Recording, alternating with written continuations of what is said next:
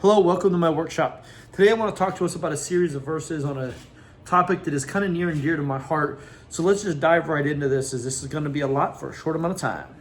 Since you have heard about Jesus and have learned the truth that comes from him, throw off your old sinful nature and your former way of life, which is corrupted by lust and deceit. Instead, let the Spirit renew your thoughts and attitudes. Put on your new nature, created to be like God, truly righteous and holy. That's Ephesians 4:21 through 24. Colossians 3:10 says, put on your new nature and be renewed as you learn to know your Creator and become like him. 2 Corinthians 5:17 tells us that means that anyone who belongs to Christ has become a new person. The old life is gone and new life has begun. As I think about these verses, and I think about that concept of a new life and a new way of thinking and that new nature, I can't help but think about myself as I am involved with prison aftercare ministry and working with people who are like myself, have done time.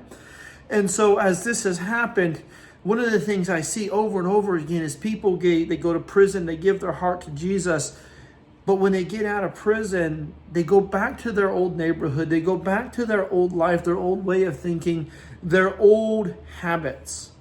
And as I read through these verses, I can't help but really get the idea that, it's very important that we as Christians embrace the fact that we are new creation. We are a new creation in Christ Jesus. Behold, the old is passed away and all things have become new. The old is passed away. That's behind us. That's no more.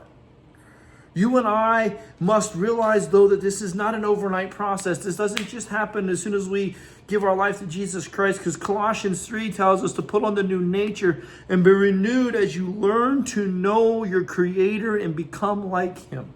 We must learn about our Creator. We must learn to be like our Creator and be like him. And that happens by going to church, by changing those that we hang around with. And we need to be looking for people to hang out with and focus our life around those that will help us to learn about our Creator. Not our old way of life, not our drugs, our alcohol, our addiction, whatever it was that your old life was. Maybe you're not an inmate, maybe it's just an old bad habits.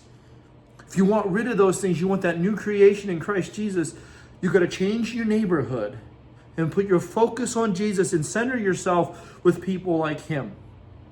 If you want to hear more about such topics like this, please join me in my workshop again next week. Like and subscribe. Thank you.